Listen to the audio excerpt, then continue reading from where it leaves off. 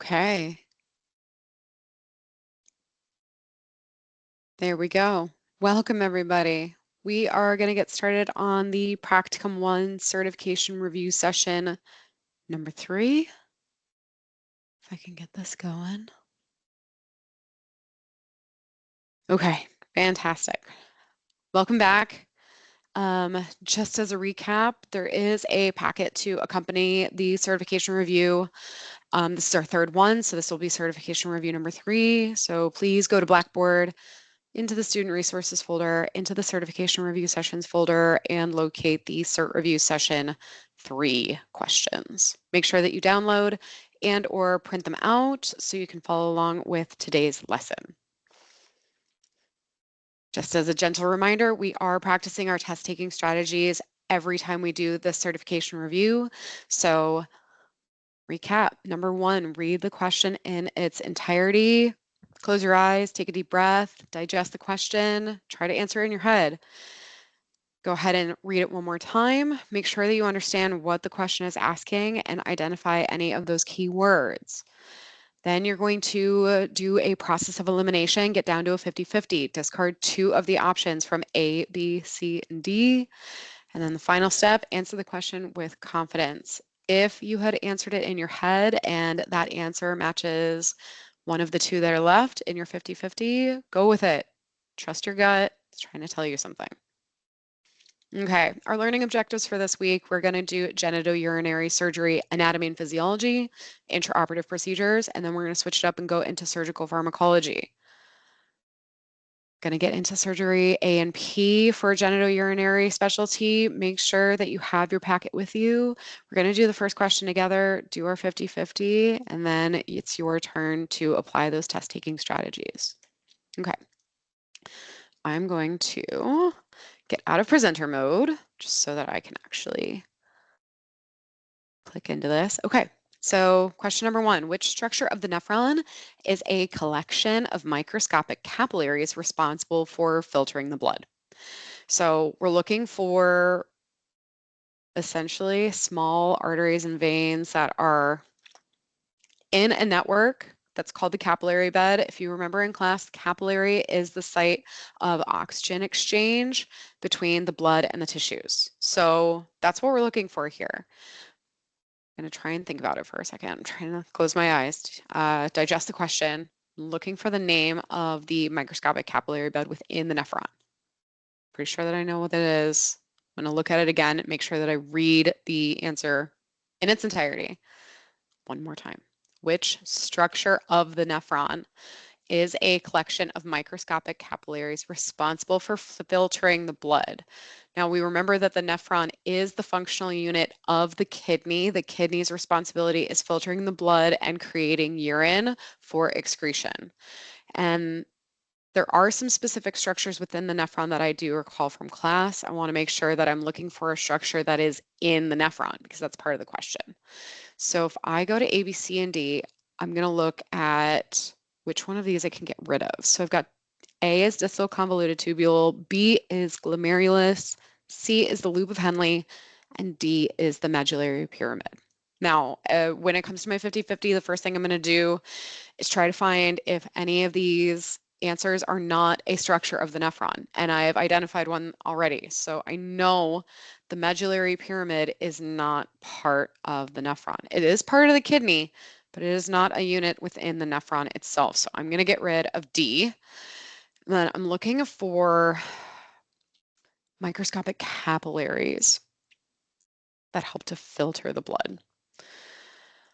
Well, I know in the nephron, the further you get from the capillary bed, the less responsible it's going to be for filtering the blood. It's kind of at the end stage of urine formation. So I'm going to get rid of the distal convoluted tubule because that's going to be essentially right at the end of the filtration process. All of that fluid is going to be conducted from the distal convoluted tubule into the collecting duct. So it's kind of at the end of the process. So I'm going to get rid of distal convoluted tubule. And then I've got my last 2, my 50-50, I've got B glomerulus and C loop of Henle. And from class, in my out loud, but I remember the glomerulus. I almost think of the word golf ball. I don't know if that rings true to anybody else, but that's how it helps me. It literally is kind of a little itty bitty golf ball that is a collection of microscopic vessels. So that's hopefully that helps somebody. But if you can see, this is the picture of the nephron itself. That's the glomerulus here, the small ball of capillary network that is surrounded by a capsule. Talk about that a little while later. This is the proximal convoluted tubule. It's going to follow the arrows down through the loop of Henle. You can kind of see the loop of Henle. Up here is going to be the distal convoluted tubule, and right here is going to be the collecting duct. Okay, that's where the urine's going to exit the duct and go into the series of tubes to enter the renal pelvis for collection of the urine. So that's our answer for number 1. So now I'm going to get back to my presenter mode. So now that we've done one of these questions together, you guys know what to do. I want you to answer numbers 2 through 5 using your test taking strategies. When I say pause, please hit the pause button on your video player and answer numbers 2 through 15 on your own. When you've completed them, you can hit play and keep going. We'll review the answers together when the video resumes. All right, on the count of 3, 1, 2, 3, pause. Welcome back. Okay, let's go through these answers quickly together. We've got lots to cover. So number 2, our answer here is Gerota's fascia. Number 3, our answer here is the detrusor muscle. Number 4, our answer here is the ureterovesical junction. Use your midterm here. And that's where it is, right here. Goodness, can you see my cursor? There you go. All right, number 5, our answer here is the hilum. Number 6, our answer, the adrenal glands. These are all the hormones that the adrenal gland makes. Remember, different hormones from the adrenal cortex and the adrenal medulla. So review those on your own. Okay, number 7, our answer here is D. The urethral meatus opens on the dorsum of the penis. This is a friendly reminder that we are going into Module 7 PATH. The review session this week is under genitourinary surgery and surgical pharmacology. Your access code is 678684. Again, your access code for Module 7 PATH, 678684. Okay, let's keep going. Okay, number 8, our answer here is nephrolithiasis. Number 9, our answer here is the testicles. Number 10, our answer here is the rugae. Number 11, the answer here is testosterone. Number 12, our answer here is the retroperitoneum. Number 13, our answer here is B, the inferior surface of the bladder surrounding the urethra. And that picture kind of helps you get a visual representation of what it looks like. Number 14, our answer is albumin. Number 15, the answer is A, the corpora cavernosa. Okay, so that was our genitourinary surgery anatomy and physiology review. Go ahead and make sure that you identify what structures are giving you the most challenges and review them before you go into the Module 7 Kahoot for this week. Okay, now we're going to switch gears, go into genitourinary surgery intraoperative procedures. Remember, you're going to be using your test taking skills on your own.